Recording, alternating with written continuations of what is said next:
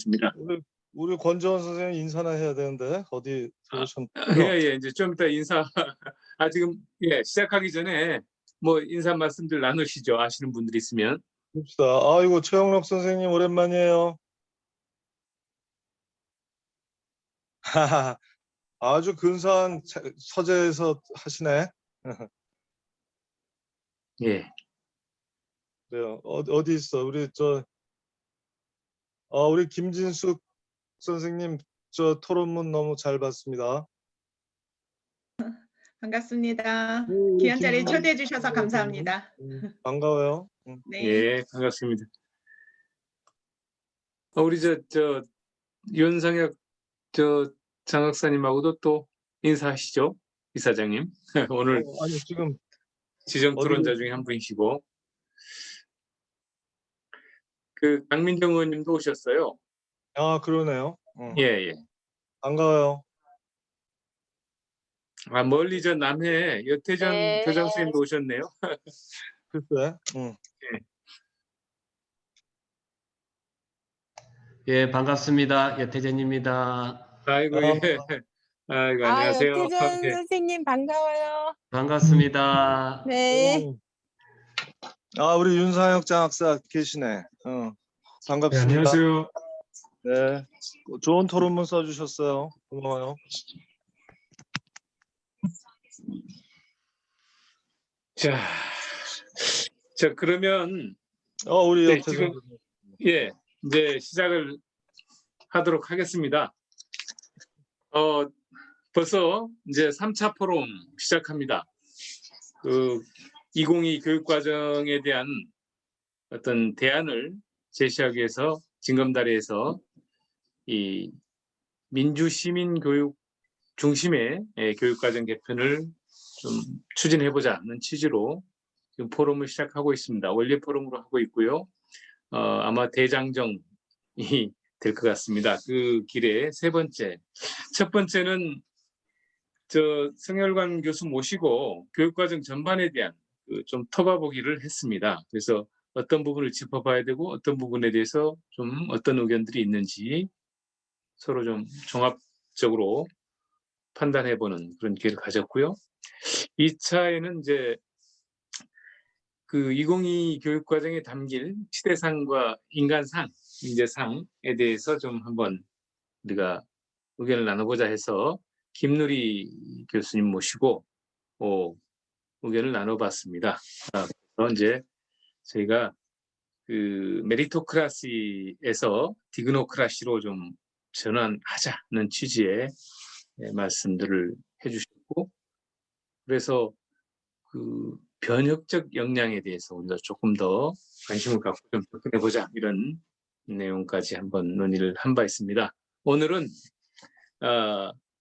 인공지능 시대 민주시민교육의 방향과 과제, 과연 지능정보사회 또는 인공지능 시대의 민주시민성이란 무엇이고, 또 민주시민성이 왜 필요하고 또 그 방향과 과제는 무엇인가에 대해서 좀 오늘 집중 탐구를 하고자 합니다. 그리고 이게 아마 교육 과정에 또 반영돼야 되지 않을까 생각하고, 저희가 그 대안을 만드는 과정에 이 부분에 대해서 좀 책과 또 논문을 많이 쓰시고 또 방향에 대한 논의를 많이 해주신 권재원 선생님 모시고 좀 발제를 듣기로 했습니다. 좀 이따 발제 좀 듣기로 하고요.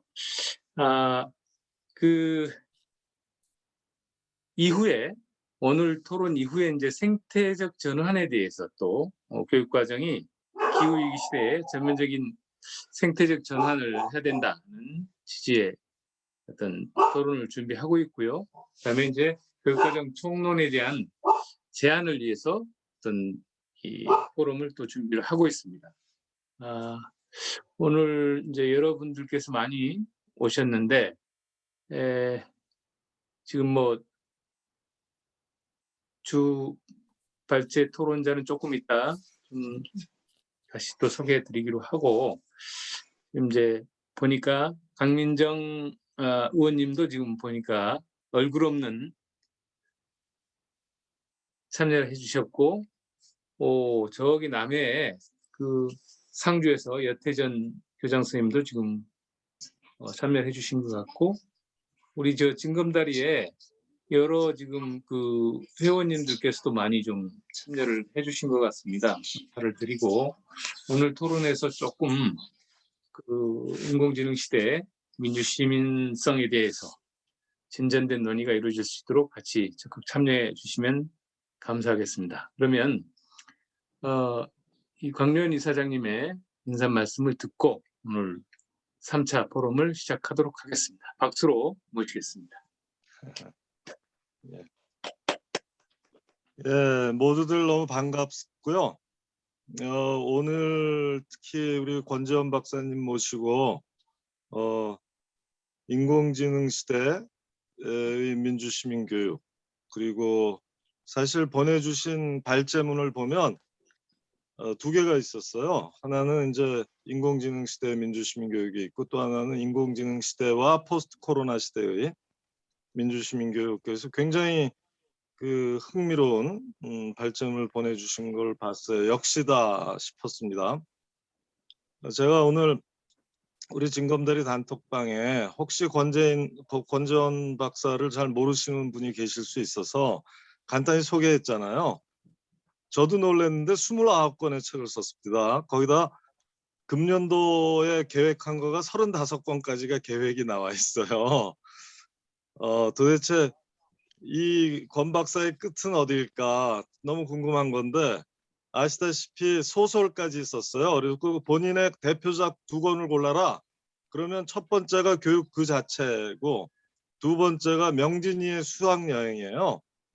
그래서 교육 그 자체의 철학이 명진이의 수학여행에 아주 잘 녹아 있다고 그러는데, 저도 아직 못 봤습니다. 근데 한번 꼭 보고 싶은 마음이 들었고요. 아무튼 오늘 초청에 응해 주셔서, 우리 권재원 박사님이 굉장히 까다로운 데가 있어서 잘 모습을 안 드러내는데 아주 기꺼이 맡아주셔서 고마운 말씀 전하고요. 그리고 원래 얼굴 없는 건 달걀 귀신밖에 없어요. 그래서 다들 비디오를 좀 켜놓고 얼굴을 보여주셨으면 좋겠고요. 우리 강민정 의원님, 나는 아시다시피 그 급식할 때도 얼굴 있는 급식, 책임 있는 급식 뭐 이렇게 얘기했거든요. 그래서 얼굴 보여주시고 그러길 바라고요. 한 말씀만 제가 본지와 관련해서 드려야 될 게 있는 거죠. 지금 저를 앞에다 한 건 다른 얘기 하려는 게 아니고, 강사 소개를 잘해달라, 그리고 모든 사람들에게 감사의 말씀을 전해달라는 것과, 우리가 원래 포럼을 이제 교육과정을 중심으로 진행하기로 한 거는 민주시민교육 관점에서 이 교육과정 개편 작업에 유의미한 기여를 해야 된다, 이렇게 생각을 했고요. 저는 좀 엉뚱하게 들릴지 몰라도 이 교육과정, 특히 국가공통 기본교육과정은 그 헌법적 가치를 실질화하는 것이다, 이런 생각이 들어요. 그래서 이 헌법의 자기 실현을 위한 수단이 국가공통 기본교육과정이다, 이런 생각이 들어요. 그래서 헌법을 대단히 실질화했다는 의미에서 실질적 헌법이라는 생각이 들어요. 그렇기 때문에 2025년부터 35년까지 10년 동안 적용될 또는 유효한 교육과정을 만들어내는 것은 도대체 2035년에 어떤 세상을 만들어내고 싶으며 어떤 개인을 만들어내고 싶은지, 그 세상과 개인의 관계는 어떻게 돼야 되는지, 이 비전을 가지고 지금 기성세대들의 모든 정성과 지혜를 모아서 차세대를 길러내기 위한 가장 중요한 수단이자 과정이라고 생각이 들어요. 그래서 헌법 개정과 마찬가지로 온 국민의 집단 지성을 모아내지 않으면 안 된다. 물론 교육 전문가들의 역할이 굉장히 크겠죠.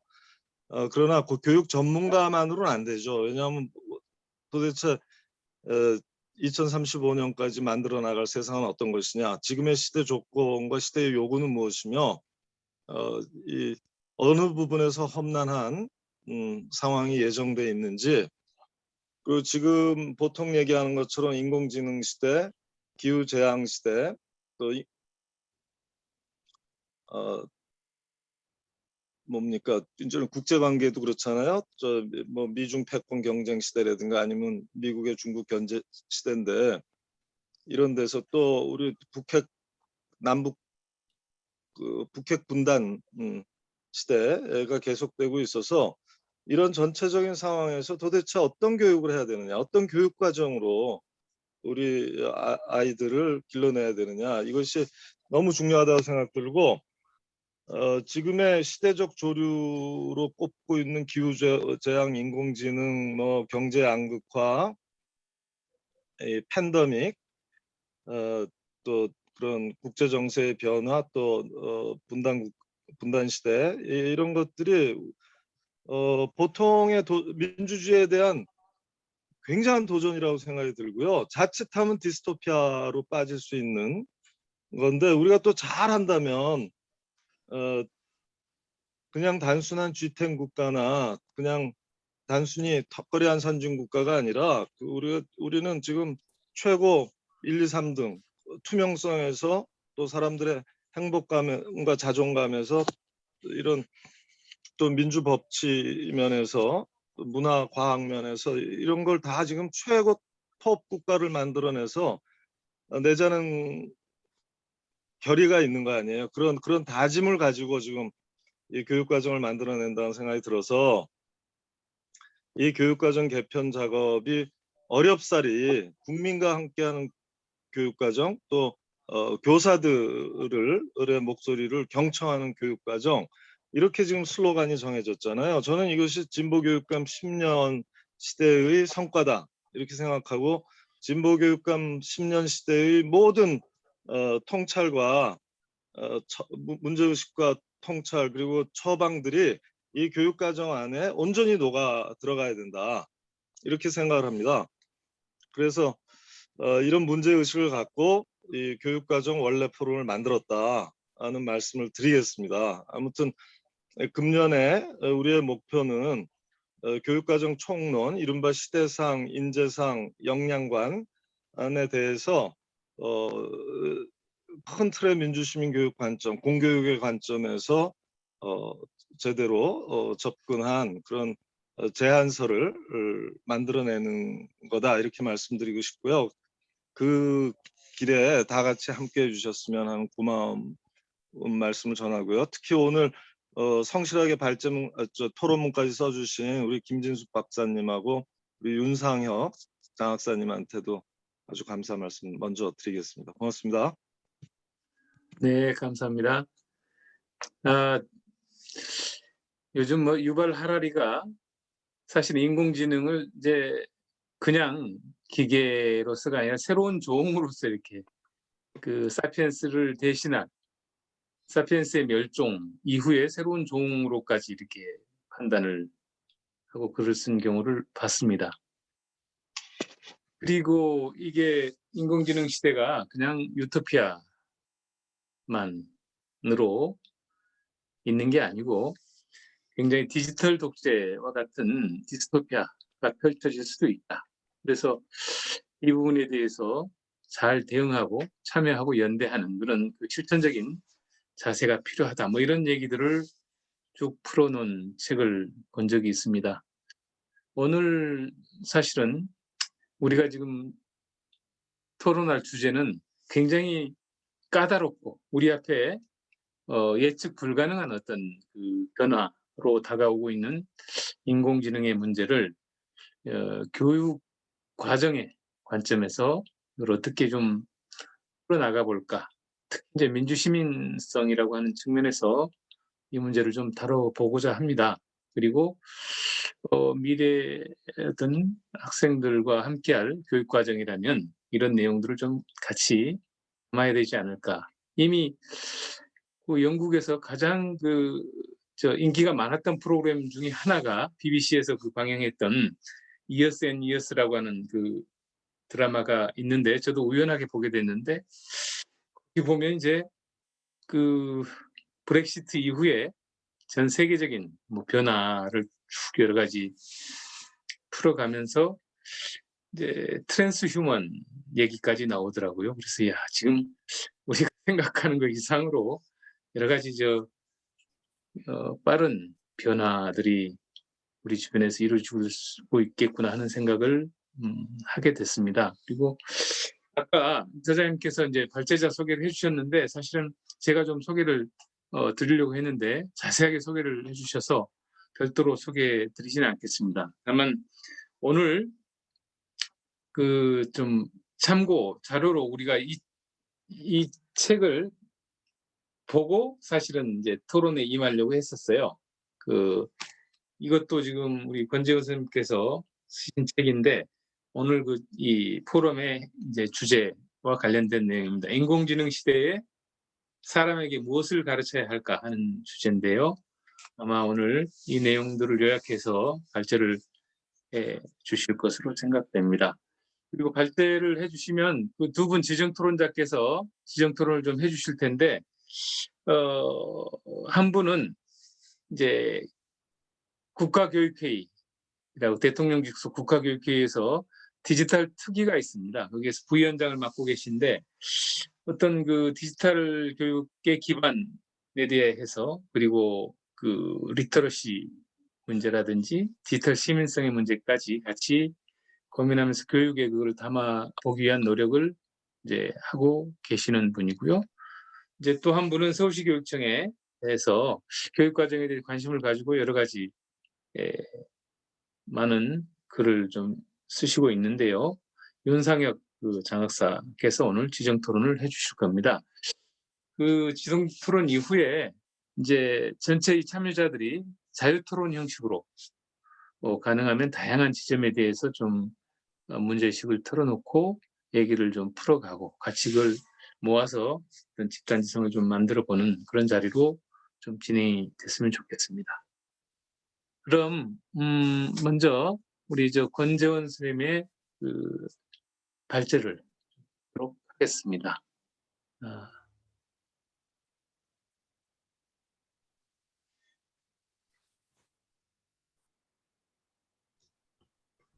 예, 안녕하세요. 잠깐만요. 이게 화면 사이즈 좀 맞춰볼게요.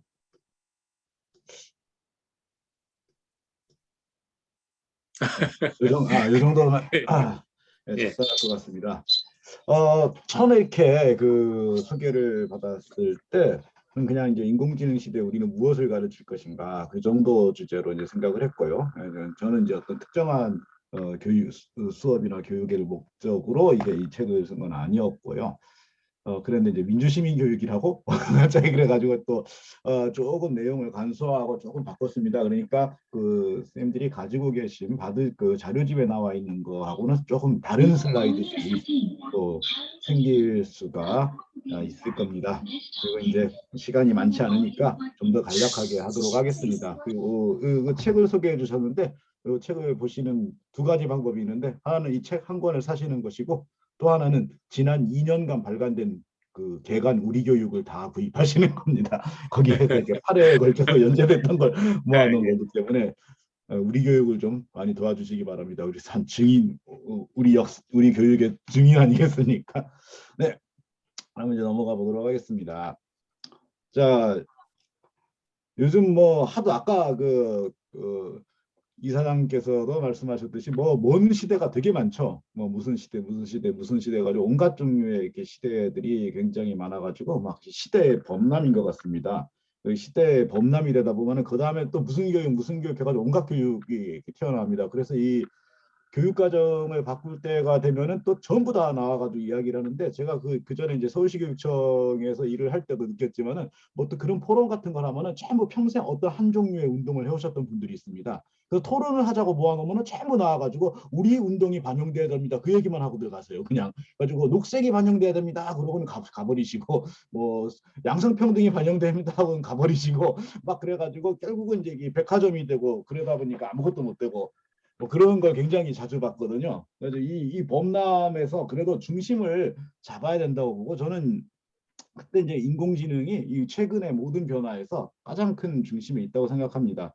심지어는 그 아까 그 미중 패권 경쟁 이야기까지 나왔는데 그것도 인공지능 시대랑 관계가 깊다고 봅니다.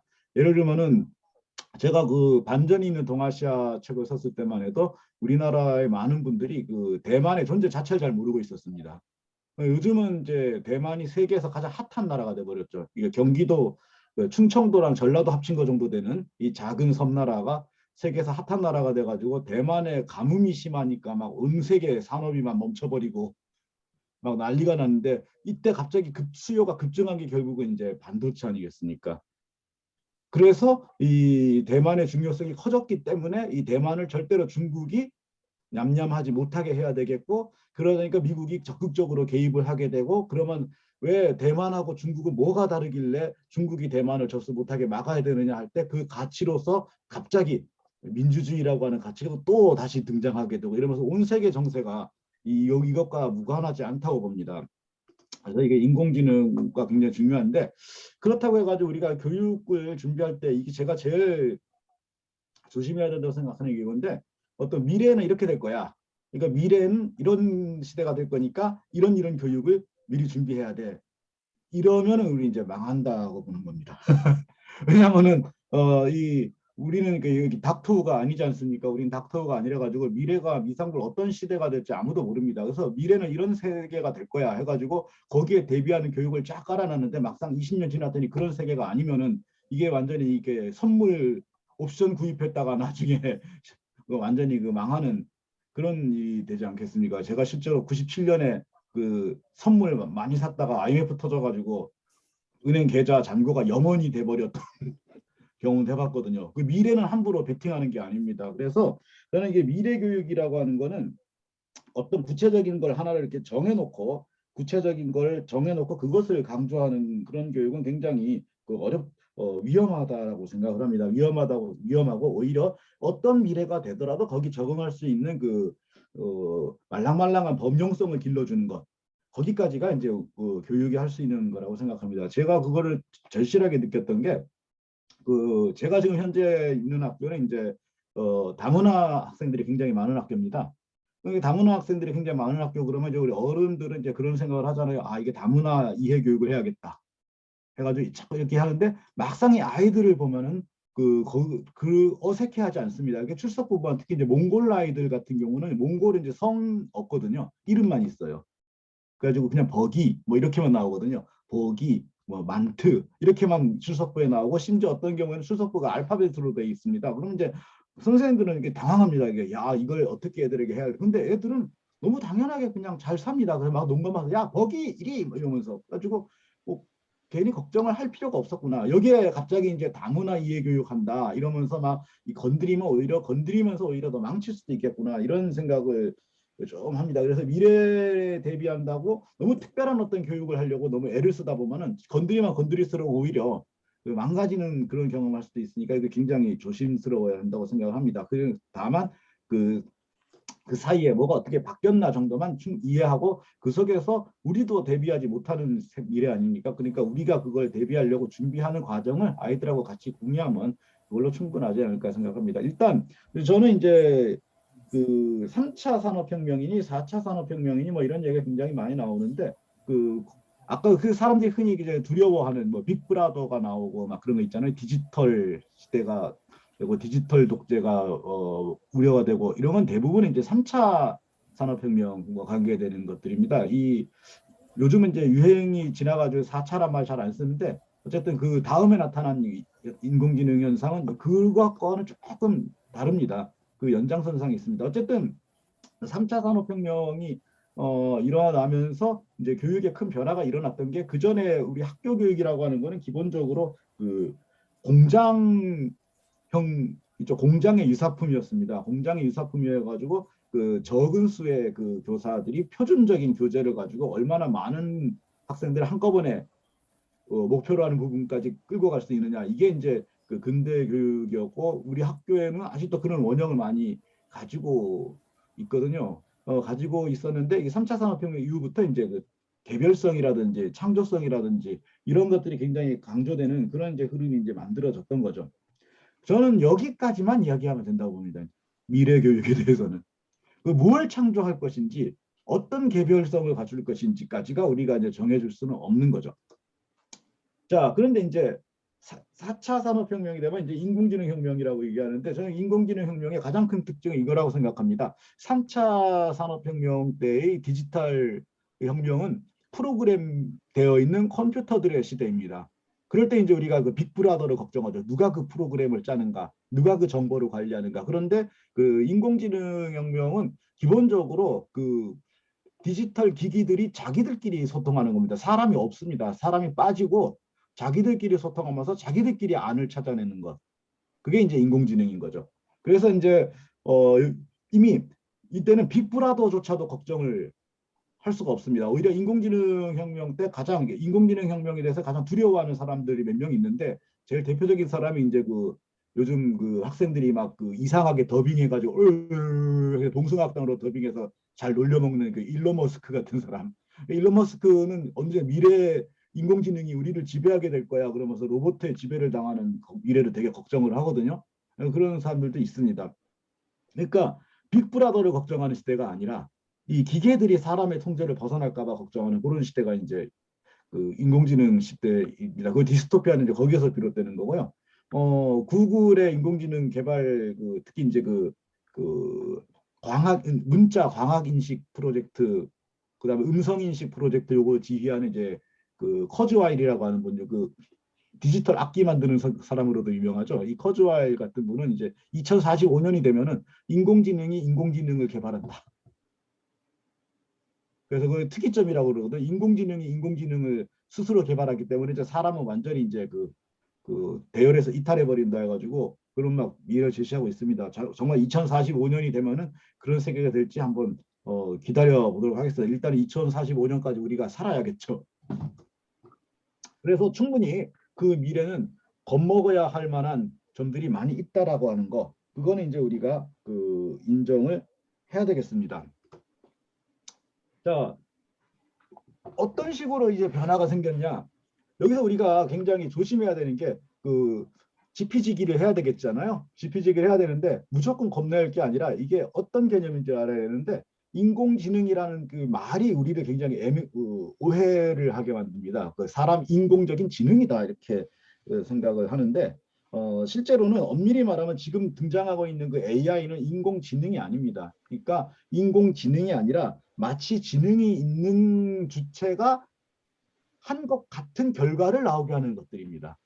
그 차이가 굉장히 그 차이가 굉장히 크죠. 그러니까 그걸 이제 인공지능학자들이 합리적 에이전트 이렇게 얘기하거든요. 이 결과가 합리적인 거예요. 그러니까 어떤 투입이 이렇게 들어갔는데 그 중간 과정은 어떻게 됐는지 모르겠지만은 나중에 그 결과를 보면은 합리적인 행위자라면 이렇게 할 것이다라고 하는 결과가 나오게 하는 겁니다. 그 그 과정, 프로세스가 정말 지능의 작용인지 아닌지는 아무도 모릅니다. 이게 그 이전의 인공지능 1세대 인공지능하고 2세대 인공지능에서 비약적으로 발전한 3세대 인공지능의 특징인데요. 그 이전까지는 정말로 사람들이 지능을 만들려고 했습니다. 그래가지고 사람처럼 추론을 하고 추리를 해가지고 결과를 만들어내게 하려고. 그랬더니 변수가 너무 많지 않습니까? 변수가 너무 많아가지고 옛날에 그 체스 프로그램 이런 거 장기 프로그램 거 보면은 이렇게 사람이 이상한 수 하나 두면은 갑자기 막 얘가 막 엉켜가지고 말도 안 되는 응답을 하고, 왜냐면 경우의 수에서 벗어난 게 나오니까. 그래서 이거 안 되겠다 그래가지고 이제 2세대 때 가면은 얘가 이제 지식 데이터베이스를 장착한 인공지능. 그래서 그 참고 자료가 있는 거죠. 그래서 얘가 프로그램 되지 않았던 것이 입력이 되면은 참고 자료를 지가 막 뒤져갖고 찾아내. 그런데 이 참고 자료를 또 사람이 다 만들어갖고 넣어줘야 되는데 그 용량이 또 어마어마해가지고 또 거기서 벽에서 부딪혀 버렸습니다. 이 모든 것들이 사람처럼 생각을 하려고 하는 과정을 구현하려다 보니까 이제 비롯된 일이죠. 근데 이제 3세대 인공지능에 가면은 그 생각하는 과정을 구현하려는 거를 포기해 버렸습니다. 어떤 면에서는 지능이기를 포기한 인공지능이라고 얘기할 수 있죠. 그게 대표적인 게 이제 고양이 딜레마라고 하는 건데, 우리는 이제 여기에 보는 것처럼 이게 손가락이 여기에 나오는 것 같이 그 수많은 그 고양이 사진들, 서로 다른 고양이 사진들 혹은 강아지 사진들을 보면서 이거는 고양이다, 이거는 강아지다라고 금방 구별을 합니다.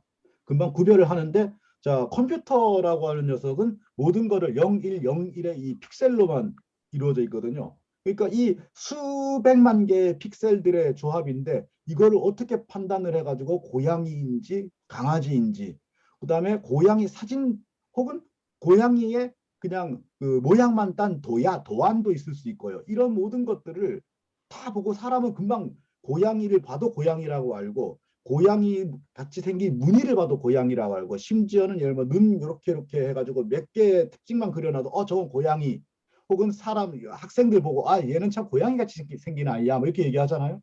그런데 이게 인공지능에게는 너무 어려운 일입니다. 그래서 이거를 구별하게 하는 방법이 이제 그 수많은 고양이와 수많은 다른 동물들 혹은 수많은 다른 그 사진이나 이런 것들을 투입한 다음에 얘가 고양이라고 판단하면 yes, 고양이인데 고양이가 아니라고 판단하면은 오답, 고양이가 아닌데 고양이라고 판단하면 오답, 뭐 이런 식으로 이거를 다 반복시켜줘. 이게 굉장히 무식한 방법 같잖아요. 무식한 방법 같은데 이게 컴퓨터기 때문에 이렇게 해도 하면 1, 2초면은 2억 건을 처리를 할 수 있으니까. 그래서 정답오답 이거를 2억 개, 3억 개 하다 보면은 얘가 이제 슬슬 어떤 특징이 있는 것들은 고양이구나 하는 그 패턴들을 하나씩 발견하게 나가게 됩니다. 그래서 나중에는 어떤 데이터를 입력했을 때, 고양이 사진, 어떤 동물의 사진을 입력했을 때 고양이임을 판단하는 이미 이제 자기가 학습한 패턴을 딱 적용해가지고 요 패턴이 있으니까 이거는 고양이 하고 답을 내는 거죠. 이게 이제 이른바 딥러닝인데, 이거 자세한 과정은 제가 이게 전문가가 아니라 가지고 더 자세히 말씀 못 드리고요. 그냥 이렇게만 이해하시면 되겠습니다. 그냥 무식하게 엄청나게 많은 데이터를 밀어 넣은 다음에 거기에서 정오답을 계속 반복하는 과정 속에서 컴퓨터가 그것 정답으로 가는 경로를, 반복되는 경로를 발견해내는 거. 이게 이제 딥러닝입니다. 이거 사람이 이 경로를 짜줄 수 없죠, 도저히. 이거는 지가 발견하는 겁니다. 그러니까.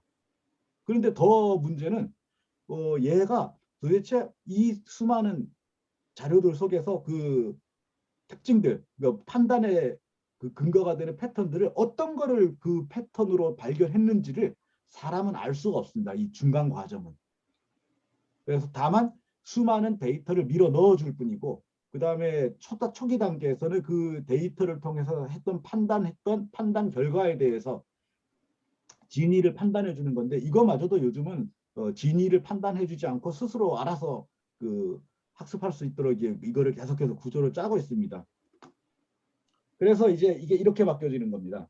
그 옛날에는 이랬습니다. 어떤 인공지능 에이전트가 환경에 이제 작용을 합니다. 그 작용을 하면은 여기에서 결과가 이렇게 오지요. 결과가 오면은 그거를 그 개발자가 이게 이렇구나 해가지고 이걸 개선을 합니다. 개선해서 업데이트를 시키죠.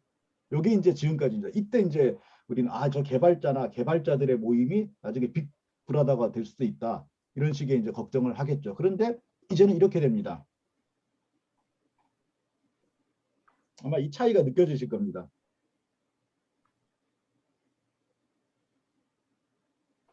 여기에서 사람은 빠져나가 있습니다. 물론 사람이 할 일이 전혀 없는 건 아닙니다. 이따가 말씀드리겠지만, 어쨌든 적어도 현재 3세대 인공지능의 기본 개념은 이겁니다. 그래서 이게 그 이른바 그 사물 인터넷이라는 거랑 결합이 되면서 그 모든 세상의 모든 이제 그 물건들이 전부 다 그 하나 전부 다 이제 컴퓨터가 되는 겁니다. 말하자면 다 모바일 기기가 되는 거고, 거기서 계속해서 정보를 서로 다 공유하면서 그 속에서 계속해서 서로 패턴을 학습해 나가고 정보를 공유해 가면서 스스로들 다음 적절한 행동들을 찾아 나가는 거죠. 이론적으로는 이렇습니다. 그래서 이제 완전히 자동화되는 그런 세상이 만들어지는 거죠. 그렇게 되면 이제 어떤 일이 발생하느냐? 패턴을 발견하기 쉬운 일들, 패턴을 발견하기가 쉬운 일들부터 하나하나 이제 사람이 빠져나가게 되는 겁니다. 사람이 필요 없어진 거죠. 그건 이제 컴퓨터라이징 한다라고 얘기하죠. 그런 분야에서 빠르게 이제 컴퓨터라이징 됩니다. 가령 자동차 운전 같은 경우 자동차 운전하고 전동차 운전 중에 그 패턴을 더 쉽게 찾을 수 있는 건 아무래도 그 정해진 궤도를 달리는 전동차 운전이겠죠. 그러니까 전동차 운행은 아주 빠르게 인공지능에게 자리를 내주게 됩니다. 실제로 이미 서울시의 지하철은 중에 그 아마 선생님들 혹시 눈여겨 보신 분들 계실지 모르겠지만은 1, 2, 3, 4호선은 그 승무원이 앞뒤에 탑니다. 그런데 5, 6, 7, 8호선은 승무원이 한쪽에만 타죠.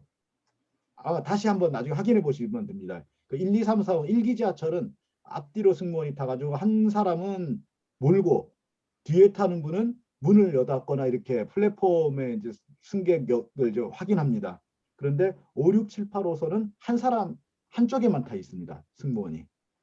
그러면 이 사람은 뭘 하느냐? 운전을 하는 게 아니라 그 1, 2, 3, 4호선 승무원이 하던 그 플랫폼의 안전을 확인하고 문을 여닫는 일을 주로 하시게 됩니다. 그러니까 이미 운행을 이 컴퓨터에게 넘겨버린 게 되죠. 그리고 이제 여기 사진에 나온 것처럼 이제 신분당선 같은 경우는 아예 이제 사람이 전혀 관여하지 않고 운행을 하고 있습니다. 근데 분당 사시는 분들 느끼시겠지만 신분당선이 사람이 운행을 하지 않는다 해가지고 특별히 더 뭐 어색하다거나 위험하다거나 불편함을 느낀 경우는 아마 없으실 겁니다. 도로 운행 같은 경우는 아직은 좀 더 많은 변수가 있고 그다음에 다른 운전자들이라고 하는 변수가 있고 그래가지고 이게 완전 자율차까지 가는데 시간이 좀 걸립니다. 그래서 이것도 이제 결국 이제 시간 문제라고 봅니다. 이게 하나하나 컴퓨터라이징 되어 나갈 것입니다. 그리고 이제 블록체인이 등장했습니다. 이 블록체인이 등장한 거는 이제 요즘 블록체인 그러면 저는 이제 비트코인 를 주로 생각하는데 이거 간단히 말하면 이제 그 분산 원장 시스템이라 그래가지고 옛날 같은 경우에는 이제 이 가운데서 이 매개자 역할을 하는 그 중요한 허브가 존재했는데 블록체인은 모든 연결망들이 다 동등한 자격으로 흩어져서 연결돼 있고 서로가 서로를 검증합니다. 그러면 이게 일자리랑 굉장히 밀접하게 관계가 되는데 이제 이렇게 되는 겁니다. 자, 이게 왼쪽에 있는 요게 그 우리에게 너무 익숙한 그 네이스입니다. 나이스는 기본적으로 여러 단계 중간 관리자가 검증하는 시스템입니다. 그래서 교과 담임 쌤이나 동아리 지도 선생님들이 막 어떤 학생에 대해서 얘기를 쓰거나 뭐 이게 출결을 하면은 담임 쌤이 그거를 검증해 가지고 마감을 하고 그게 각 학교 교장의 결재를 받아서 마감이 되면 이게 전체 서버에 모여 갖고 최종적으로 생기부가 형성되는 과정이죠. 얼른 보면 이게 굉장히 그 안전성이 뛰어나 보입니다. 위조하기도 어려울 것 같고요. 그런데 그 정유라 사건에서 봤듯이 이거 위조하는 거 굉장히 쉽습니다. 교장 하나만 조지면 됩니다. 그러면 금방 위조를 할 수 있죠. 근데 그 분산원장 시스템에서는 이렇게 여기서 보시는 것처럼 서로가 이렇게 막 연결되어 있습니다. 이렇게 연결돼 가지고 이들 모두가 검증을 해야 하나의 블록으로 형성이 돼 가지고 저장이 되는 거죠. 나중에 이 블록을 꺼내 가지고 일부분을 수정하려고 그러면 이때 이것을 인증하는 데 참가했던 모든 사람들에게 그 정보가 다 전해지고 이 사람들이 그걸 다 인정을 해야 그 부분이 수정이 가능한 겁니다. 이게 이제 옛날에는 이런 방식의 일 처리가 되지 않았던 게 이걸 누가 그걸 다 하느냐, 이걸 누가 다 보느냐 이랬는데 인공지능이 도입되면서 아주 단순하고 반복되는 부분들은 얘네가 다 처리를 할 수 있기 때문에 그 여기에 결합된 사람들은 그걸 인정하느냐 마느냐만 결정해 주면 됩니다. 이렇게 되면은 이렇게 되면은 필요 없어지는 사람이 있습니다. 누굴까요? 죄송합니다. 여기 한 분 계셔요. 제일 필요 없어지는 교장 선생님. 그렇죠. 이게 모든 이제 중간 관리자들이 다 필요가 없어지는 겁니다. 그러면서 전부 필드에서 실제로 일을 하는 사람들이 곧 관리자가 되는 거죠. 어떤 면에서는 그 민주주의의 개가입니다. 인공지능과 그 블록체인이 민주주의에 대해서 큰 기여를 할 부분도 사실 있다고 봅니다. 그러나 실제로는 그렇게 민주주의에 큰 기여를 하는 쪽보다는 수많은 중간 단계에 있었던 관리자들을 일자리를 날려버리는 그런 쪽으로 이게 작용할 가능성이 훨씬 더 큽니다. 그래서 지금까지 이제 말씀드린 부분을 보면은 인공지능의 발전은 어쩔 수 없이 대량 실업으로 갈 수밖에 없습니다. 안타깝지만은 이제 그걸 이제 어떻게 그렇게 하지 않게 만드느냐, 혹은 설사 그런 일이 일어나더라도 그게 실제로 사람들에게 대량의 그 빈곤으로 가지 않게 하느냐, 거기에 이제 우리의 과제가 있다고 생각을 합니다. 자, 그다음에 이제 또 하나의 문제가 있습니다. 아까 그 인공지능은 그 수억 번, 수억 회, 수십억 개의 엄청나게 많은 데이터들 속에서 패턴을 발견한다고 했습니다. 그거를 어떤 전문가가 일일이 하나 입력해 주는 거는 절대로 아니겠죠. 그래서 그 빅데이터를 누가 생산하느냐라는 건데, 이게 실제로는 우리가 만듭니다.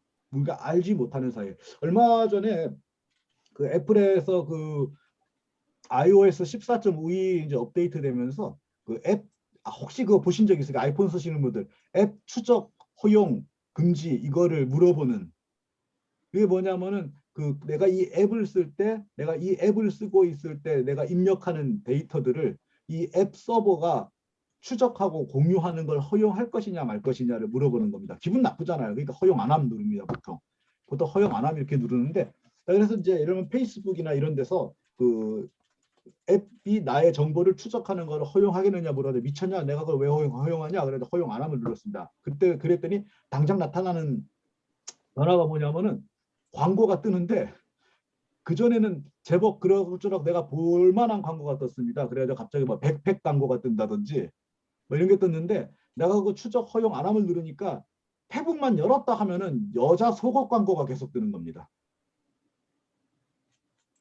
그래가지고 이게 민망해가지고 전철에서 페이스북을 못 넣을 지금. 이게 왜 그러냐면은 추적 허용을 했을 경우에는 인공지능이 내가 평소에 이걸 사용하는, 그 입력하는, 검색하는 이 모든 데이터를 가지고 나의 패턴을 학습하고 있는 겁니다. 나의 패턴을 학습해가지고 이 사람한테는 이런 광고를 노출시켰을 때 클릭할 가능성이 크다. 그래가지고 그게 맞춤형으로 제공이 되는데, 내가 나의 데이터를 이 광고주한테 전하지 마라, 인공지능에게 제공하지 말아라고 추적 금지를 눌러버리자 그 순간 가장 빈도가 많은 광고가 그냥 무차별적으로 뜨는 겁니다. 그래서 그 차이를 확실히 느끼게 돼. 그래서 문득 드는 게, 내가 그동안 페이스북 광고 알고리즘을 열심히 훈련시키고 있었구나. 나는 페이스북의 선생님이었던 거죠. 이게 굉장히 중요한 겁니다. 그래서 우리가 지금 아직 그런 시스템이 갖춰져 있지는 않지만은, 그 음식점 이제 가면은 이미 주문받는 직원들이 없어졌잖아요. 벌써 이제 실업의 진행이 그만큼 가고 있는 거죠. 그 주문받는 직원이 없어졌는데, 이 시스템이 아직 그 수준까지 되진 않지만은, 여기서 조금만 더 머리를 굴리면은 이 주문하는 거 누를 때마다 이 사람의 카드 번호 이런 거 있기 때문에 어떤 사람이 무엇을 주문했는지 다 정보를 저장할 수 있지 않을까요? 그러면 그 사람의 특성, 나이가 몇 살인 사람이 어느 지역에서 몇 시에 주문할 때 주로 어떤 음식을 주문하고, 어떤 음식을 주문할 땐 주로 어떤 음료를 주문하고, 이런 것들이 수천만 번, 수억 회, 이게 온 지구가 다 인터넷이니까 온 지구라고 하면 1, 2, 3초잖아요. 다 연결되면은 이 속에서 이 인공지능이 패턴을 찾아내는 거 굉장히 쉽죠. 그래가지고 그래가지고 얘가 딱 가가지고 이 앞에 서는 순간 얘가 나의 안면을 딱 인식한 다음에 당신은 누구군요 하고, 당신이 이 시간에 먹을 만한 음식은 이런 게 있습니다 하고 바로 노출시킬 수 있는 거죠. 이게 이런 식으로 우리 일상적으로 얘들을 학습시킵니다. 지도를 검색할 때도 우리가 다 학습시키고 있습니다. 나중에 이제 우리 내비게이션 사용할 때도 다 학습을 시키고 있고요. 좀 더 자율차, 반자율차 되면은 점점 더 학습시키고 있죠. 현재 그 자율주행 자동차를 개발하는데 가장 열심히 참여하고 있는 사람들은 누구냐면은 T맵이나 카카오맵을 틀어놓고 운전을 하는 우리들입니다. 열심히 학습시키고 있습니다.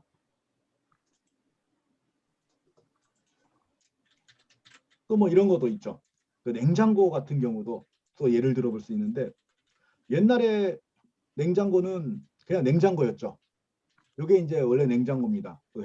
가운데 있는 시뻘건 냉장고, 요거가 이제 2세대 인공지능과 관련된 냉장고입니다. 이 냉장고의 기능을 미리 프로그램 해가지고 넣어놓은 거죠. 이거 온도계를 붙여놓고 습도계를 붙여놓은 다음에 뭐 온도와 습도가 바뀔 때 얘가 이제 어떻게 온도가 몇 도일 때는 뭐 요걸 몇 단을 해라, 뭐 습도가 몇 도일 때는 뭐를 높여라, 이게 정해져 있는 그러면서 옛날에 그때 인공지능 냉장고 이렇게 얘기했습니다.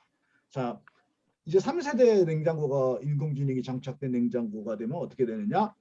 얘는 이 냉장고 안에 들어가서 보관되는 음식물 재료를 광학 센서로 열심히 계속 인식을 하고 그때 이 주인이 이거를 뭐라고 얘기하는지를 기억할 겁니다. 그래서 오이야 하고 이렇게 집어넣고 오이를 꺼내야겠네 뭐 한다든지 뭐 그럴 때마다 이거 들락날락하면서 온 세계 냉장고가 얼마나 많겠습니까? 얘네가 다 사물 인터넷에 연결되면은 수천만 수백만 개의 오이 사진이 냉장고 안에서 찍히는 겁니다. 그럼 얘는 이제 앞으로 별의별 종류의 오이가 들어가도 오이를 인식할 수 있게 되겠죠.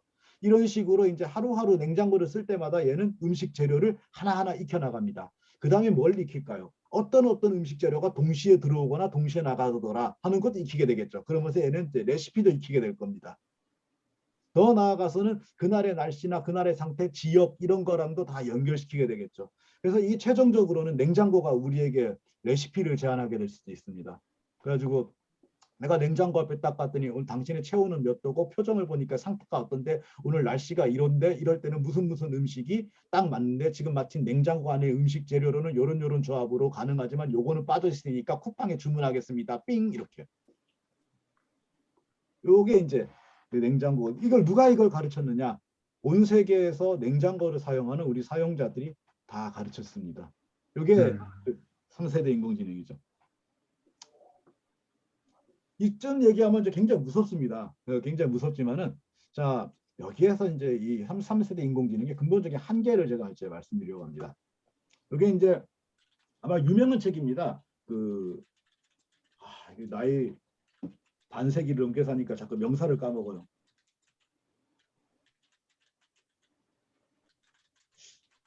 뭐 하는 컴퓨터? 교과서를 못 읽는 아이들 뭐 그런 책 제목이었는데 혹시 기억하시는 분 계신가요?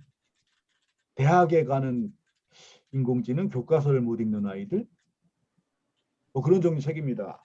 네, 죄송합니다. 이게 제목을 까먹어가지고 그 책에 이제 이게 도 로보큰이라고 하는 이제 인공지능 로봇인데 요즘에 그 사람들 굉장히 착각하는 게 이제 우리가 그 BTS 좀 나오고 미나리에서 상점 받았다고 우리가 일본하고 뭐 따라잡았다거나 일본보다 앞섰다라고 생각하는 사람들이 좀 있어요. 근데 얘네 네, 대학에 가는 AI 교과서 못 읽는 아이들. 근데 얘네 인공지능 수준 굉장합니다 이미. 요게 이제 그 도로보큰이라는 건데 얘가 시험 문제를 풀어요. 푸는데 보통 우리가 시험 문제를 푼다 그러면 컴퓨터에게 시험 문제 이렇게 데이터를 입력하면은 얘가 출력을 하는 걸 생각하는데 광학 센서를 가지고 인쇄되어 있는 시험 문제를 읽습니다. 그래서 요거를 글자를 읽어서 그걸 문제를 이해한 다음에 다시 이 로봇 팔로 펜을 장착한 로봇 팔로 답지를 씁니다. 여기 죄송합니다. 여기 얘가 이 로봇 팔로 쓴 글자입니다. 이게 이렇게 해서 답지를 씁니다. 이렇게 해서 1번이 이제 수능이라고 우리의 수능에 해당되는 이제 얘네 센타 시험이라고 있는 건데 그래서 이 센타 시험에 얘가 합격하는 것을 목표로 만들었습니다. 이럴 때 이쯤 되면 이제 우리나라 학부모들은 제일 궁금한 게 그거죠. 입결. 입결은 어떻게 되느냐? 이렇게 하면 이제 입결이 이렇게 됐습니다. 수학, 국사라는 말이 일본어라는 거는 우리 꼭 알아두셔야 됩니다. 사실 국어라는 말도 일본어입니다. 어쨌든 수학, 국사, 세계사는 도쿄대 합격 수준입니다. 과학은 소위 말하는 이제 인류대. 일본은 이제 또 인류대가 또 국립대가 인류대죠. 가지고 도쿄대, 그다음에 그 교토대, 오사카대, 그 센다이대 뭐 이런 데가 이제 이런 국립대가 인류고 그다음에 이제 그 사립대 중에 몇 개가 붙어 있죠. 그다음에 이제 국어, 영어는 중상 정도 나오거든요. 점수가. 그래서 최종적으로 얘가 어디 합격했냐면은 메이지 대학에 합격을 했습니다. 안에 항상 이렇게 약간 진보 성향 단체에 오면은 늘 나타나는 현상이죠. 앞에 분이 말씀을 많이 하셔가지고. 네.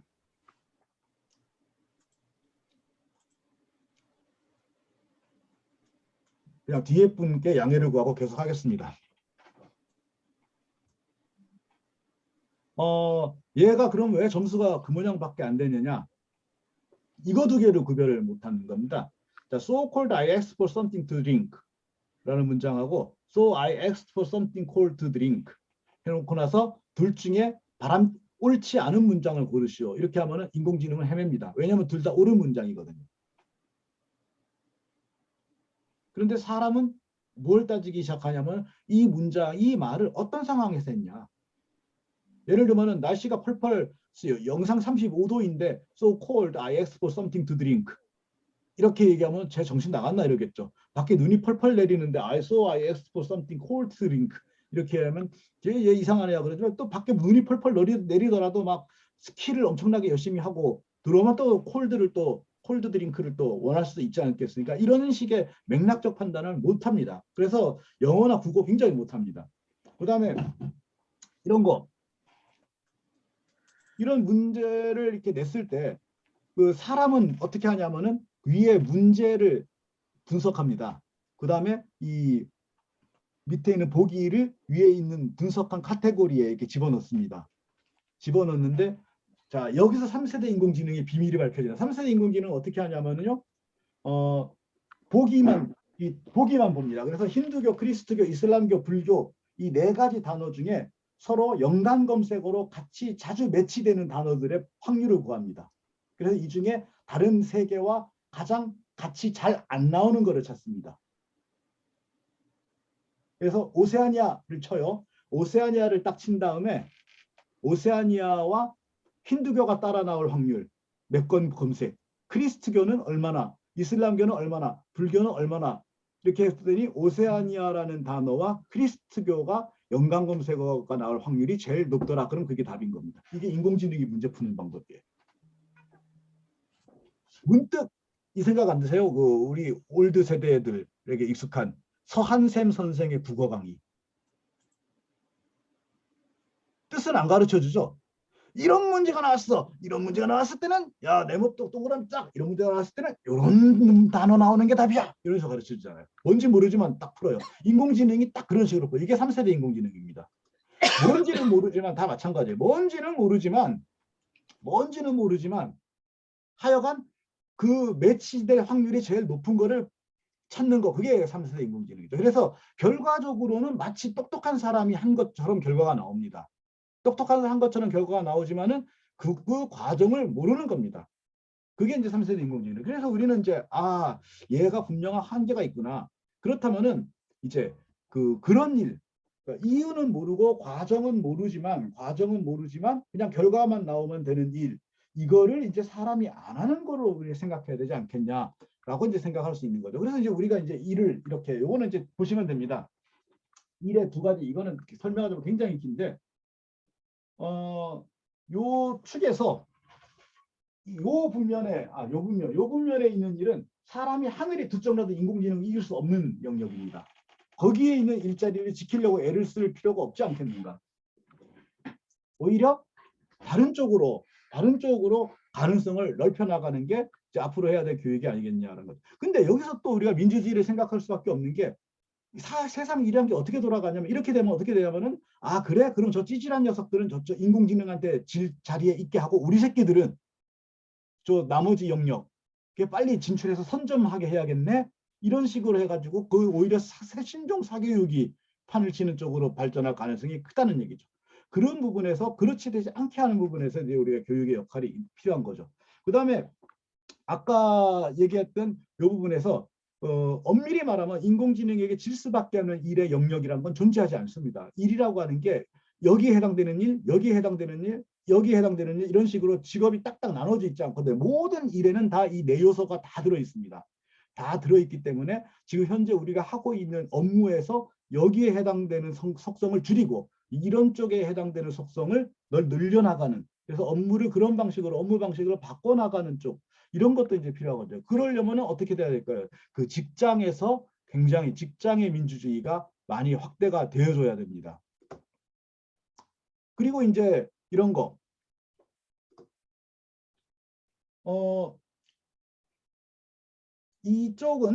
이쪽의 영역이 인공지능이 강점을 가진 영역입니다. 그러나 이쪽 영역은 인공지능이 어떻게 할 수가 없는 영역이에요. 지금 이게 사람이 뛰어다니고 있죠. 바나나에서 나비, 비옷, 이빨. 자, 여기 연관성이 느껴집니까? 그냥 생뚱맞게 건너다니고 있죠. 그렇지만 이 생뚱맞게 건너다니면서 그 사이에서 의미를 만들어가지고 새롭게 세계를 창출해 나가는 것. 이게 사람의 힘입니다. 그러니까 우리 이런 사람을 키워야 되는 거죠. 그리고 이런 사람이 될 수 있는 기회가 모두에게 열려 있어야 되는 거죠. 그게 이제 저는 교육에서의 민주주의라고 생각합니다. 또한 거꾸로 민주주의라야 이런 것들이 가능하다라고 생각합니다. 그다음에 이게 굉장히 중요한 건데 아까 우리가 일상을 살아가면서 그게 이제 빅데이터가 형성되고 그걸로 인공지능이 그 패턴을 찾아낸다고 얘기했습니다. 즉 다시 말하면은 우리 모두가 인공지능 교육자입니다. 그럼 인공지능은 인간의 적이 될 것인가, 친구가 될 것인가, 민주주의를 촉진시킬 것인가, 민주주의의 방해물이 될 것인가, 그거는 다 어디에 달려 있냐면요. 그 사회의 일상생활을 살아가는 사람들에게 달려 있습니다. 파시즘스러운 사람들이 살아가는 사회에서는 인공지능도 파시스트가 됩니다. 가장 충격적인 게 뭐가 있었냐면 지금은 이제 다 사라졌는데 한때 페이스북 검색 엔진에서 초등학생이라고 치면은 연관 검색어로 정말 부끄러워서 말이 안 나오는데 연관 검색어로 가슴이라고 나온 적이 있습니다. 그러니까 사람들이 초등학생 가슴이라는 검색을 많이 치면은 인공지능은 초등학생의 가장 어울리는 연관 검색어는 가슴이라고 확률이 높으면 그걸로 답을 하는 겁니다. 그래서 인공지능에게 어떤 정책을 맡기면은 안타깝게도 지금 상황에서는 인종차별주의자가 될 가능성이 크다는 거죠. 혐오가 만연할 수도 있고 어떤 사람들이 데이터를 입력하고 어떤 사람들이 사이버 세계에 어떤 발자국을 남기느냐가 인공지능을 어떤 행위자로 만드느냐를 결정합니다. 그래서 인공지능 시대에서는 민주시민 교육이 더 중요한 겁니다. 민주시민들이 잔뜩 살고 민주시민에 걸맞는 검색어나 입력 자료를 많이 만드는 사회에서는 인공지능도 점점 훌륭한 인공지능이 될 것이고 그러지 않은 사회에서는 그러지가 않겠죠. 그 다음에 그게 바로 그 사회 수준을 넘어가지 않는 거죠. 다수결의 함정입니다. 그 다음 또 하나는 이런 부분입니다. 저는 민주시민교육은 기본적으로 그 선출된 혹은 그 높은 자리에 있는 대표들과 통치자들에 비해서 퍼블릭이 가지고 있는 자원이 부족한 것을 채워주는 역할을 굉장히 중요하게 생각을 합니다. 중요하게 생각을 하는데 그 인공지능과 그 딥러닝과 뭐 이런 등등등과 관련된 지식들은 이제 그 퍼블릭과 이들 간의 불균형을 맞추는데 굉장히 중요한 내용으로 들어가 줘야 된다는 거죠. 여기서는 민주시민교육이라고 하는 교육이 아니라 그야말로 인공지능의 원리를 이해하고 그것을 활용할 수 있는 능력 자체도 굉장히 중요하다라고 하는 생각입니다. 그래서 민주시민교육과 인공지능은 결국 이런 게 되겠습니다. 인공지능을 가르치는 사람, 인공지능을 악마로도 천사로도 만들 수 있는 그 사람들이란 걸 임시해서 그 인공지능이 그 거울이 되어주는 사람을 만들어야 되겠고 또한 대표나 그 통치자들에 비해서 부족한 자원이라고 할 수 있는 관련된 지식과 정보도 제공해주는 그러한 이제 교육의 내용이 되어줘야 되겠습니다. 그리고 이제 이런 부분이 있겠죠. 아까 그 인공지능이 답을 찾는 과정을 제가 그 말씀을 드렸습니다. 그런데 굉장히 이제 가슴 아픈 부분이 때때로 그 입시교육에서 학생들이 훈련된 패턴 학습이 그거랑 뭐가 다르냐라는 생각을 할 수 있겠거든요. 그럴 때 그런 식으로 학습하는 것들이 습관이 되어 있는 사람들이 과연 인공지능을 학습시킬 수 있는 그런 사람이 될 수 있겠는가 이런 고민을 또 그 많이 하게 됩니다. 그래서 옛날에는 이 아이 개만도 못한 놈아 이런 욕을 했는데 요즘은 이제 AI만도 못한 놈아 적어도 우리 아이들이 AI보다는 좀 나은 사람이 돼야 되겠죠. 그러려면 그 다양한 영역과 영역을 점프해서 다닐 수 있는 그런 사람이 돼야 되겠는데 발제 시간 다 됐다고 자꾸 이렇게 단수를 해가지고 뭔 얘기 하려다가 다 잊어버렸어요. 그래서 더 자세한 내용은 이따가 나중에 또 생각나면 또 말씀드리도록 하겠습니다. 예, 고맙습니다. 아, 죄송합니다. 이거 예, 제가 박수 부탁드립니다. 아, 권재현 선생님 수고하셨고요. 막 계속 빠져드는데 저 뒤에 또 남아있는 일정 때문에 제가 조금 요약을 해달라고 부탁을 드렸습니다. 죄송하고요. 이후에 조금 또 질의응답을 통해서 또 자유토론을 통해서 또 남은 내용들을 서로 좀 공유하고 확인하는 자리가 이렇게 이어질 수 있기를 바랍니다. 자, 그러면 아주 디지털 사회 또 인공지능 사회에 대한 아주 자세한 여러 가지 내용들을 꼼꼼하게 짚어주셨습니다. 그래서 이 부분들이 우리가 이제 이후 민주시민교육과정을 어떻게 만들어낼 거냐, 민주시민성을 어떻게 높여낼 거냐, 교육을 통해서. 그리고 지금 2022 교육과정 만드는데 어떻게 반영해 나갈 거냐 하는 부분에 대한 논의로 이제 집중해서 지정 토론을 해 주시겠습니다. 지정 토론은 이제 그냥 순서대로 지금 국가교육회의에서 디지털 특위가 있는데 거기 특위 부위원장을 맡고 계시고 거기서 디지털 시민성을 포함해서 디지털 교육을 연구를 하고 계시는 김진숙 부위원장을 모시고 먼저 지정 토론을 좀 듣도록 하겠습니다. 예, 지정 토론 부탁드립니다. 네, 반갑습니다. 뭐 소개해 주신 대로 국가교육회의에 현재 파견되어 나와 있긴 하지만 소위 제 원적은 한국교육학술정보원이고요. 더 친정은 한국교육개발원이고 그리고 그것이 기반이 되는 제 전공은 사실은 교육공학인데요. 물론 아까 권재현 선생님 뭐 반세기를 넘어가니까 이 구사하는 어휘가 생각 안 난다는 거에 대해서 제가 속으로 너무 공감이 됐는데 3학년 때까지 시청각 교육과 하다가 이제 4학년 때 교육공학과였죠. 그래서 계속 같은 관련된 기관 그리고 지금 현재 국가교육회의에서는 디지털 교육 특별위원회가 작년 연말에 만들어지면서 제가 파견 나오게 된 배경이 되긴 했지만 작년에는 계속 이제 중장기 교육 전문위원으로 활동을 하면서 올해 특히 아까 이사장님 잠깐 말씀하신 국민과 함께하는 국민이 참여하는 2022 교육과정 개정에 대한 현재 의견조사에 대한 프레임워크를 짜고 잠깐 먼저 공지부터 드리면 5월 17일부터 6월 17일까지 약 한 달 정도에 걸쳐서 어떤 접근성이라는 측면에서 온라인 플랫폼을 통해서 실질적인 설문을 받게 됩니다. 그래서 오늘 거의 거의 매일매일을 글 준비하는데 지금 저기를 하고 있고요. 말씀드린 것처럼 뭐 하나의 영역 민주시민교육 민주시민교육에 대한 이야기를 다루는 여기 계신 모든 분들은 굉장히 종합적 거시적으로 교육과정 개정이 나아야 될 방향에 대해서 충분히 토론을 하실 수 있으실 것 같아서 오히려 참여를 통해서 자신의 의견을 피력하는 것이 어떤 시민성의 가장 기본이 아닐까라는 차원에서 함께 해주셨으면 좋겠다는 말씀을 드리면서 권지현 선생님이 아까 이제 오늘 말씀하신 인공지능 시대에 있어서의 어떤 인간의 가치에 대한 것이 결국은 이제 인간의 가치에 대한 중요성, 그 가치에 대한 기본적인 접근 이거를 말씀해 주셨다고 한다면 또 두 가지의 원고를 또 보내주셨어요. 그래서 토론을 준비하면서도 저도 많은 배움의 시간이 되었는데 줌이라는 성격 때문에 온라인 토론이라는 성격 때문에 저도 잠깐 자료를 파워포인트를 좀 만들어서 자료를 보면서 좀 공유하면서 토론에 가름하는 이야기를 좀 드리고자 합니다.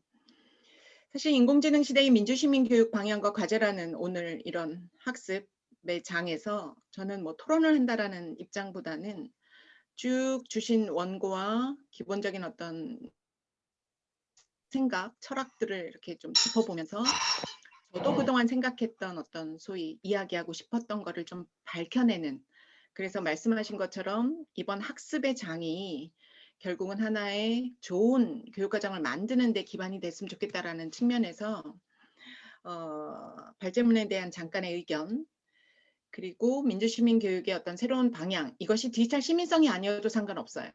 근데 새로운 접근, 그것이 이제 어떤 공간과 인식의 문제라면 방향은 필요한 것이다. 그리고 교육과정 연계를 위한 어떤 조그만 제언, 발제문에 대한 의견은 민주시민교육을 바라보는 권재현 선생님의 관점을 제가 옆에서 지켜볼 수 있었고, 오늘 말씀하신 인공지능 시대와 민주시민교육 간의 관계에 대한 문제, 그 과정에서의 어떤 민주시민교육의 가치에 대한 부분에 사실 제가 따옴표를 하면서 권재현 선생님의 인공지능과 포스트 코로나 시대의 민주시민교육이라고 하는 것에서 문장을 좀 가져왔어요. 문장을 가져왔다는 소리는 크게 보면 100% 적극적인 공감이라는 측면이겠죠. 어떠한 화려한 최첨단 기술이 등장하고 계속 민주시민 교육이라는 것 역시 당분간은 불변의 사실이 될 것이다. 100% 공감합니다. 민주주의 국가의 공교육기관에서 이루어지는 교육은 근본적으로 모두 민주시민 교육이다. 100% 공감합니다. 그런데 사회 변화에 따라 어떤 우리가 늘 목표와 그리고 그것을 구현해내는 기본적인 뭐 내용과 전략과 어떤 소위 말하는 방법과 평가에 대한 운영 편제에 대한 문제라고 한다면 우리 스스로가 같은 가치를 이야기할 때 그것을 변화시킬 유연성은 가져갈 필요가 있다라고 하는 부분에 교육계와 현장, 특히 현장에서 민주시민 교육을 바라보는 관점, 우리가 지금 함께 모여서 이러한 학습 포럼을 하는 이 우리 모두의 머릿속에 과연 이것들을 정말 하나의 철학이나 가치로 우리가 견지하고 있는가라고 하는 측면, 우리가 스스로가 이러한 굳건한 어떤 가치에 대한 공감이 없으면 사실은 그 교육과정 개정에 혹은 현장에서의 어떤 실제 교육을 하시는 그 수많은 소위 교육과정 개정 과정에서의 앞으로도 싸움이 일어날 이 수많은 교과적 어떤 소위 이기주의라고 하는 부분을 우리가 넘어설 수 있을까? 그런 구체적인 어떤 실현을 위한 교육과정에 담으려고 하는 노력을 하고 있는가? 왜냐하면 100% 권재현 선생님의 이야기에 공감을 하면서 그 수많은 원고 중에 이 말씀이 있었어요. 인공지능 시대에 민주시민 교육을 한다는 발상이 엉뚱하게 들릴 수는 있겠다. 이거는 권재현 선생님 나중에 한번 말씀해 주셨으면 좋겠는 게 우리 스스로가 민주시민 교육을 올드하거나 이전 시대의 어떤 고루한 이런 걸로 스스로 생각하고 있는 건 아닌가? 사실은 그런 마음은 들키기 마련이거든요. 그래서 이런 부분에 대한 것들을 좀 우리 내부적으로 좀 확고하게 할 필요가 있다.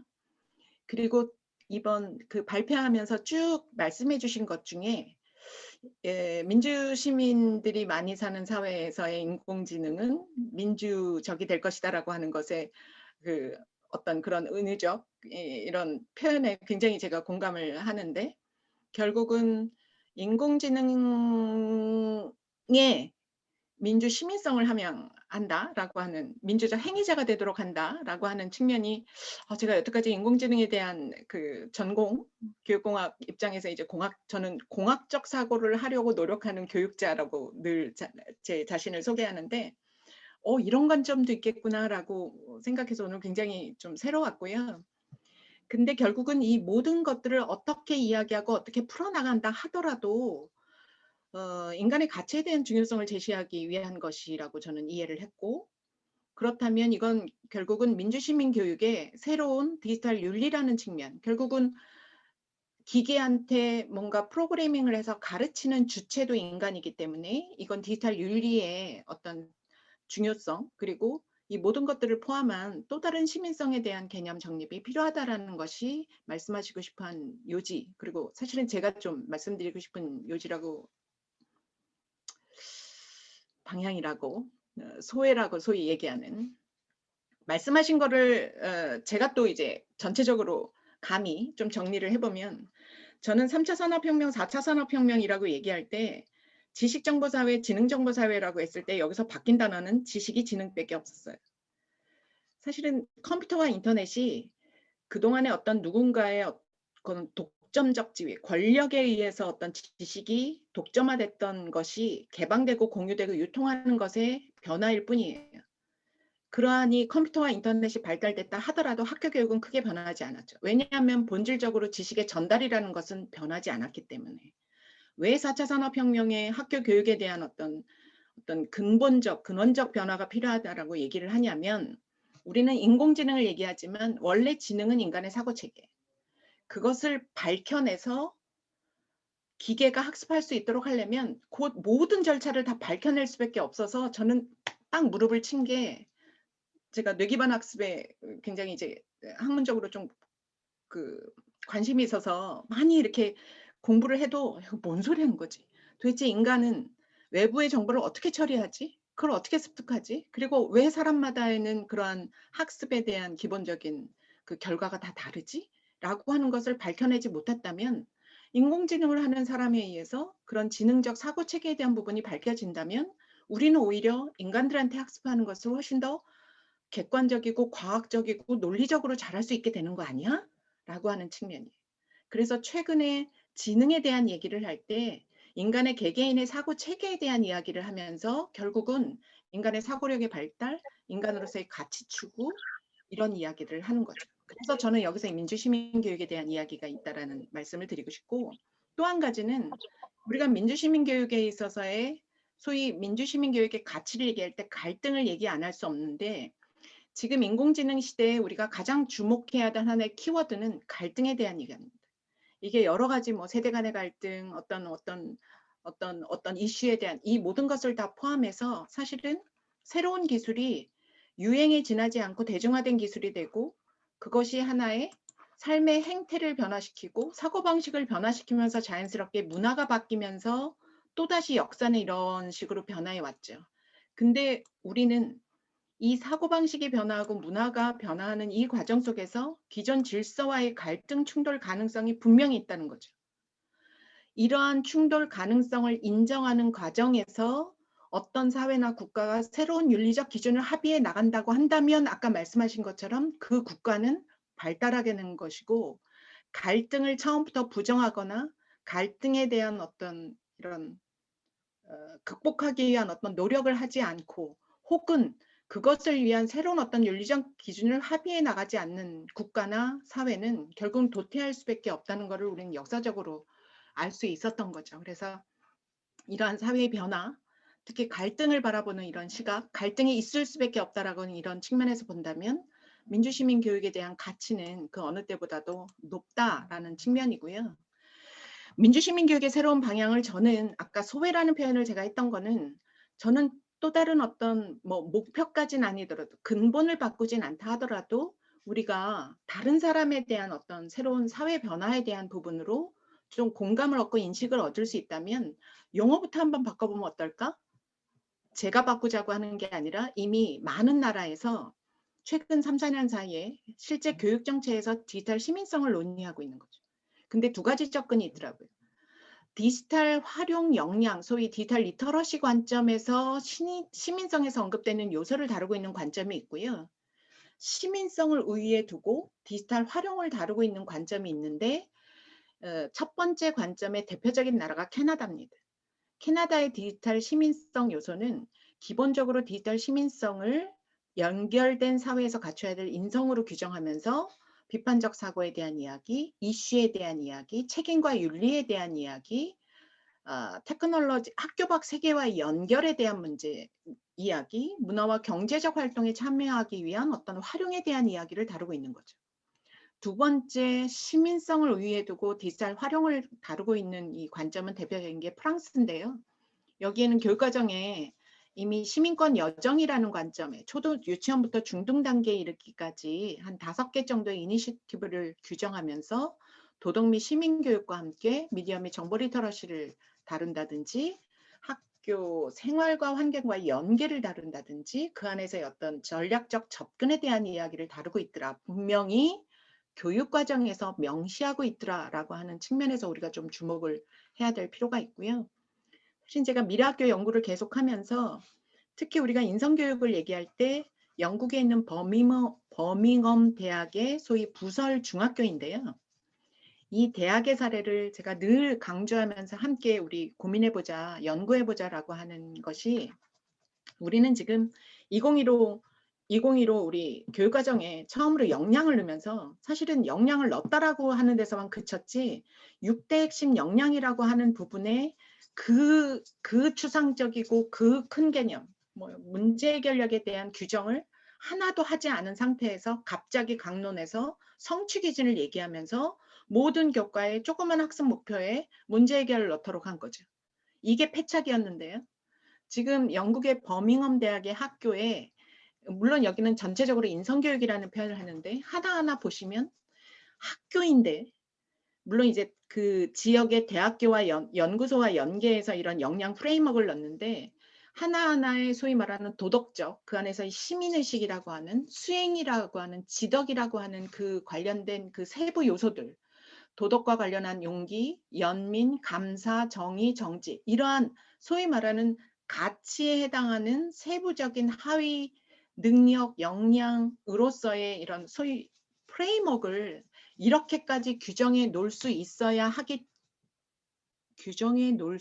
규정해 놓았기 때문에 이 학교는 교과교육과 인성교육의 연계를 스스로 중점을 두고 교육과정을 구성할 수 있었던 거죠. 예를 들면 과학 수업에서 주기율표를 보면서 특성을 탐구하거나 이건 호기심 지덕하고 관련된 일이죠. 원소 발견에 대한 이야기를 통해 정직함과 존경을 배운다라고 하는 측면이 결국 우리가 인성교육 따로 민주시민교육 따로 또 앞으로 또 인공지능 시대 교육이 필요하니 뭐 디지털 리터러시 뭐 인공지능 교육한다라고 하는 이 모든 다 중요하다라고 하는 논의를 과연 우리가 어떻게 담아낼 건가라고 하는 측면에서 본다면 저는 버밍엄 대학의 이 학교를 우리가 어떻게 지원해야 하는가 소위 연구자들이라고 한다면 정책 입안자들이라고 한다면 무엇을 지원해야 되는지에 대한 부분에 저는 대표적인 사례가 이 학교의 사례가 아닐까라는 말씀을 드리면서 마지막으로 지금까지 말씀드린 거를 또 권재현 선생님이 말씀하신 거에 조금 더 오늘 포럼이 근데 저는 인공지능이 그 딥러닝을 기반으로 하는 이 포스트혹한 그 사후적으로 따라다니는 이 인공지능 수준에 머무를 거라고는 이제 생각하지 않습니다. 아직도 이렇게 꿈을 꾸시는 분들이 계십니다. 실제로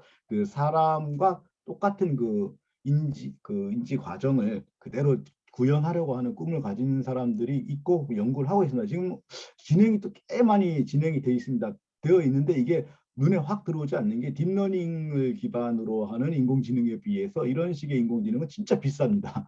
진짜 비싸기 때문에 누가 이런 돈을 들여가지고 그걸 하겠느냐 하지만은 그런 꿈을 꾸는 사람들이 있기 때문에 언젠가는 정말로 인공지능을 가진 시민이 존재하는 날이 올 수도 있다고 저는 이게 봅니다. 실제로 이제 사이버상에 가면은 저번에 그 드루킹 사건이 보여줬듯이 그 사이버 세계에서 누가 인공지능 행위자이고 누가 사람 행위자인지 구별하기가 때때로는 굉장히 어렵습니다. 그래서 가끔가다 인터넷 사이트 가보면은 너는 로봇입니까? 이거 체크하는 거 이렇게 보신 적이 있을 겁니다. 그럴 때 이런 인공지능의 행패를 막을 수 있는 방법은 적어도 확연하게 구별되는 사람을 만들어내는 것이겠죠. 근데 안타깝게도 지금 이제 그 인공지능 로봇하고 별로 큰 차이가 없는 수준의 그런 사고력을 가진 그 사유한 태도를 가진 그런 사람들이 많다면은 결국은 이 사이버 세계 앞으로 이제 뭐 여러 가지를 결정할 때 사이버상에서 결정해야 될 일이 점점 많아질 텐데 누군가가 많은 분량의 인공지능을 동원한다라고 하는 생각하면 그거는 굉장히 끔찍해질 가능성이 큽니다.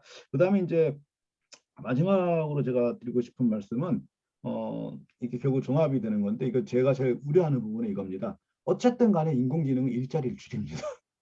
이거 누가 뭐래도 아무리 장밋빛 얘기를 해도 이게 새로운 일자리를 만들어내기도 하겠죠. 새로운 일자리를 만들어내기도 하겠지만은 만들어지는 일자리보다 없어지는 일자리들이 더 많아질 겁니다. 없어지는 일자리도 많아질 때 이때 벼랑간 사회에서 쓸모가 없어졌다라고 느끼는 사람들이 갑자기 누적되는 현상은 굉장히 위험합니다. 이 사람들이 전통적으로 갑자기 이제 사회에서 쓸모가 없어졌다, 일자리 잃었다, 갑자기 이게 몰락하는 사람들이 가난해지니까 하고 좌파 쪽으로 표를 몰아준 적은 역사상 단 한 번도 없습니다. 이 사람들은 언제나 보면 이게 파시즘의 동원이 됐죠.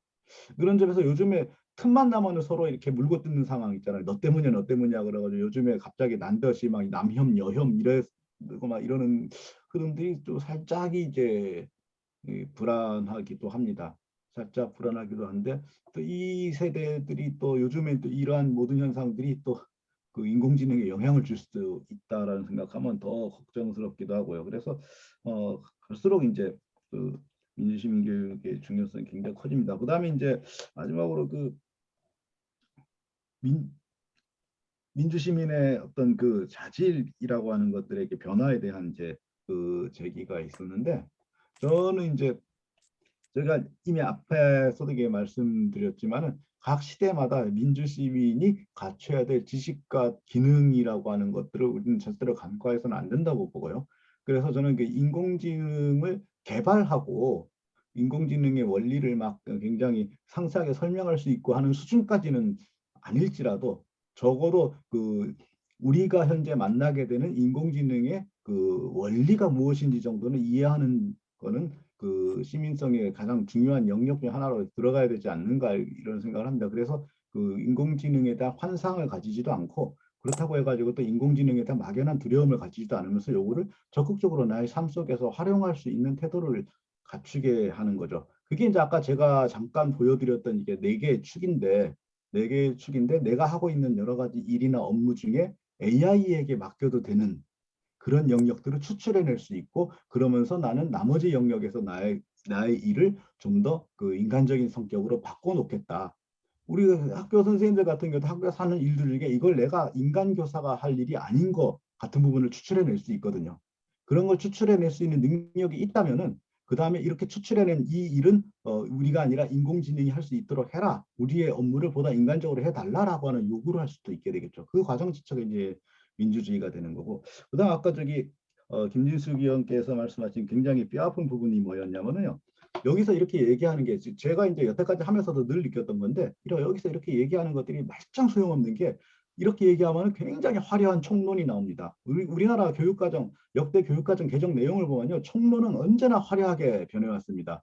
총론은 화려하게 변해왔는데 강론에 가면요. 예를 들면 중학교, 고등학교 교과 편성한 거 있죠. 흥미 있으면 한번 찾아보시기 바랍니다. 1960년에 편성된 교과하고요. 편성된 교과하고 그다음에 2015 개정교육과정에서 편성된 교과하고 딱 비교해 보면 똑같습니다. 진짜 하나도 안 달라 똑같아. 딱 하나 바뀌었어요. 딱 하나 바뀐 게 뭐냐면은 예술교과에 옛날에 음악미술만 있었는데 음악미술 연극 들어간 거죠. 그거 하나 달라지고 하나 달라진 게 없습니다. 그다음에 그 교과 안에 내용도 들어가 보면은 각 단원이 똑같습니다. 똑같은 게 이 단원 순서가 이리 갔다 저리 가고 이리 복부 저리 복부해서 왔다 갔다 할 뿐이죠. 그게 왜 그러냐면은 각 교육대학이나 사범대학의 학과들이 똑같습니다. 이 모든 것들이 그 또 교수님들의 또 자리이기도 합니다. 그래서 아무리 총론을 난리를 쳐도 이 벽에 부딪히면은 하나도 바뀌지가 않더라고요.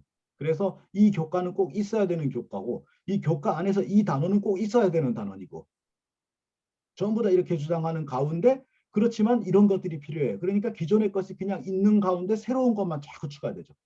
그러니까 이제 교과서가 두꺼워가지고 애들이 힘들다 그래요. 그러면 이제 교과서를 200조간으로 줄여라고 지침이 나옵니다. 그래서 그냥 소단원 제목만 나열한 것 같은 교과서가 나옵니다. 문장이라고는 없이. 가장 대표적인 게 지금 중학교 사회책이거든요. 중학교 사회책은 독본이 되지 않습니다. 아예.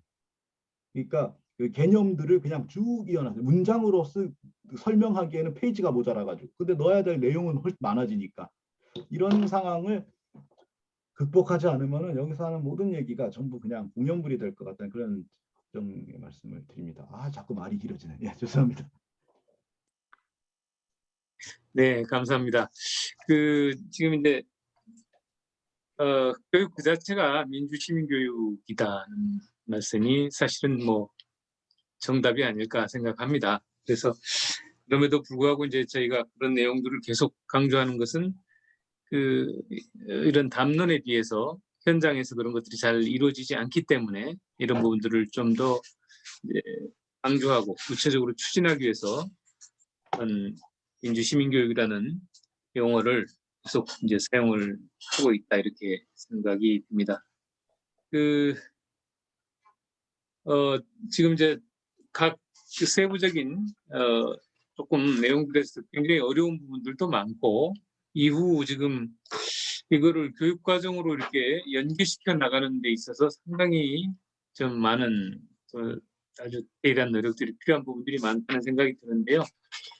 이제 그런 점을 감안하더라도 우선 궁금한 점, 또 우리가 이런 것들을 조금 더 2022 교육 과정에 반영해서 새로운 어떤 이 거대한 변화에 우리 아이들이 적응할 수 있도록 이렇게 만들어 나가는 것도 굉장히 중요한 과제다.